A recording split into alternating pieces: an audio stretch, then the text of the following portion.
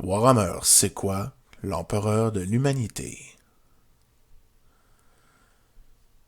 Bonjour et bienvenue à tous dans cette nouvelle vidéo de Warhammer, c'est quoi? Aujourd'hui, j'ai décidé de commencer par vous parler du personnage le plus emblématique de l'univers Warhammer. Je parle bien sûr de l'empereur de l'humanité. Qui est l'empereur de l'humanité? C'est basiquement la grosse tête qui dirige la race humaine dans toute la foutue galaxie. Mais pour connaître lui et ses origines, il faut connaître 2-3 trucs en ce qui le concerne. Premièrement, il faut savoir que l'empereur vient, comme toute l'espèce humaine, de Terra. Terra, c'est un peu le définitif de notre Terre présente. Mais après des milliards et des milliards d'années d'existence sur notre pauvre planète, elle a fini par devenir une planète morte. On a fini par trouver une planète qui était pas loin dans le système et on a fini par l'appeler la Nouvelle Terra, ou dans le jargon de Warhammer 40K, Terra. L'empereur de l'humanité est celui qui dirigeait à l'époque du 30K, ou à l'hérésie d'Horus, ou alors à l'époque glorieuse de l'âge d'or de l'Imperium. L'empereur de l'humanité a un palais d'or sur Terra, d'ailleurs il n'y a pas grand chose qui n'est pas en or autour ou près ou sur l'empereur. Il est l'homme le plus puissant, côté physique, côté mental, côté psyché. Personne ne lui est arrivé à la cheville. Enfin, ça c'est ce qu'on dit, mais bon, j'ai des doutes sur ce qui concerne ces dernières parties. L'empereur n'est pas un humain à proprement parler. C'est plutôt l'union de 12 druides, oui, suivez-moi dans mon raisonnement, 12 druides qui se sont unifiés psychiquement et physiquement pour donner un nouvel être unique avec une nouvelle pensée. L'empereur de l'humanité est un être vieux comme le monde. Apparemment, il aurait dirigé les hommes sous plusieurs apparences. L'empereur de l'humanité possède plusieurs pouvoirs. L'un d'entre eux est le fait que chacun d'entre eux peut le percevoir comme il le veut. Autrement dit, le fait qu'on le voit avec des cheveux longs et avec des beaux yeux et une belle face, c'est une impression générale.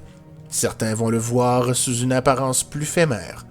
L'empereur a construit de nombreuses choses à travers le temps, dont ses fils, les primarques, qui sont en fait des clones génétiques de lui-même, chacun possédant des pouvoirs et des qualités reliés à l'empereur, sans toutefois posséder tout ce que lui possède.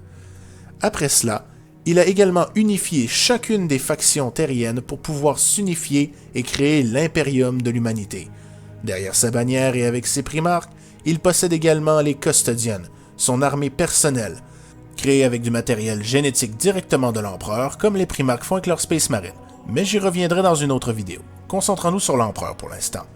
Alors l'empereur de l'humanité, quel est son but? Lorsqu'il est né, il avait déjà son but acquis et il savait déjà ce qu'il voulait. Il voulait unifier toute l'humanité sous une seule et même bannière, arrêter les guerres inutiles entre humains et l'orienter vers un but commun, conquérir et dominer la galaxie pour l'humanité. Jusqu'à une certaine époque, l'empereur était resté présent parmi l'humanité mais n'est jamais devenu leur commandant, sauf à l'ère des luttes, où il détruisit les tempêtes warp et permit à l'humanité de s'unifier à nouveau. Alors vous me direz, qu'est-ce qui s'est passé, qui a foiré? L'empereur fit une seule et unique erreur. Il nomma Horus, l'un de ses fils, le plus fort et le plus fidèle d'entre eux, maître de guerre.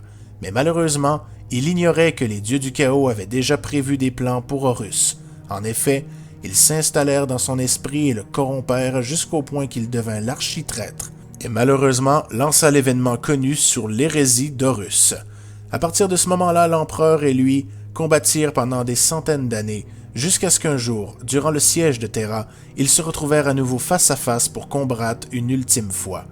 L'empereur hésita à tuer son fils malgré tout, tandis qu'Horus lui n'hésita aucunement. Une bataille épique s'enchaîna, les coups et les violences du combat furent énormes, mais à la fin, les deux s'entretuèrent. Horus fut libéré de l'emprise du Warp, mais malheureusement était mort. Tant qu'à l'empereur, il était à l'article de la mort. Pour le sauver, le Mechanicum décida de l'installer dans quelque chose qu'on appela le trône de Terra.